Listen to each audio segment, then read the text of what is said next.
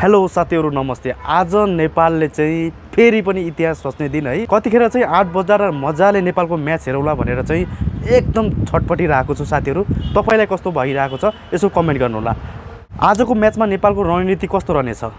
के ललितराज जुवंशी इन भएर चाहिँ आदिल अलिम अन्सारी आउट त हुने हैनन्? इतिहास कस्तो छ ओमानको र नेपालको त्यो बारेमा पनि चर्चा गर्नेछौं। भिडियो अन्तिमसम्म हेर्नु होला साथीहरु। यदि मेरो च्यानलमा पहिलोचोटी आउनु भएको छ भने च्यानललाई सब्स्क्राइब पनि गरिदिनु होला।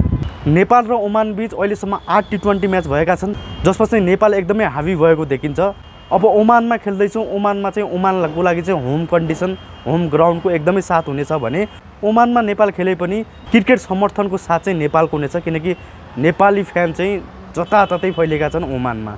आज ओमान र नेपालको म्याच चाहिँ यो ओमान र नेपालको लागि चौथो म्याच भए पनि आखिरमा फाइनल खेल भनेको आजै हो साथीहरु। यी दुई मध्ये जसले जित्छ आज उनी पहिलो टिम बन्नेछ 2026 को टी20 वर्ल्ड कप खेल्ने र एसिया रिजनल फाइनलको चाहिँ विनर पनि आजै हुनेछ, किनकि नेपालले आज जितेपछि नेपालको अन्तिम म्याच चाहिँ सोमयासँग छ।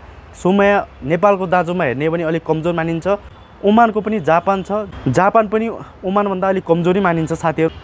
अब जाउँ फिलिङ 11 मा। आदिल अलिम अन्सारीले चाहिँ वर्ल्ड कप क्वालिफायरमा चाहिँ एउटा मात्रै म्याच खेलेको छ। टी20 वर्ल्ड कपमा क्वालिफायरमा चाहिँ उले चाहिँ एउटा खेलमा नराम्रो गर्यो, एउटा म्याचमा चलेन भनेर उलाई जज गर्न मिल्दैन। एउटै खेल हो, आफूलाई प्रमाणित गर्न अझ दिनुपर्छ उलाई टाइम। त्यसको सट्टामा चाहिँ सन्दीप जोरालाई अलि विश्राम दिनुपर्छ जस्तो लाग्छ है। सन्दीप जोरासँग ठुलो शट हान्ने क्षमता छ, तर पनि उनको क्वालिफायरका म्याच हेर्दाखेरि चाहिँ अलि मैले उनलाई विश्राम दिनुपर्ने जस्तो लाग्यो। त्यसैले चाहिँ ललितराज वंशी आउनै पर्छ, किनकि तपाईलाई पिच कन्डिसन देख्नु भएको छ। स्पिनरलाई एकदमै राम्रो मद्दत मिलिरहेको छ। सन्दीप लामिछानेलाई अस्तिको म्याचमा हेर्नुस्, त्यसपछि टाइगरलाई हेर्नुस् है। पक्कै पनि ललितराज वंशीलाई चाहिँ आजको पिच एकदमै सुइटेबल हुनेछ। एक स्पिनरको बललाई चाहिँ एकदमै टर्न मिलिरहेको छ साथीहरु। त्यसैले चाहिँ मलाई स्पिनरलाई चाहिँ अगाडि बढाउनु पर्छ, ललितराज वंशी खेल्नुपर्छ, तर आदिललाई नहटाएर चाहिँ ललितराज वंशी आउनुपर्छ। सन्दीप छोरा चाहिँ आउट हुनुपर्छ जस्तो लाग्छ। तपाईलाई के लाग्छ? आजको म्याचको इन्तजार कसलाई छ यसो कमेन्ट पनि गर्नु होला। पक्कै पनि नेपालले चाहिँ 2026 को इन्डिया र श्रीलङ्कामा हुने टी20 वर्ल्ड कपमा चाहिँ फेरि नेपालको झण्डा फरफराउँछ। पक्कै पनि 90% चान्स भइसक्यो।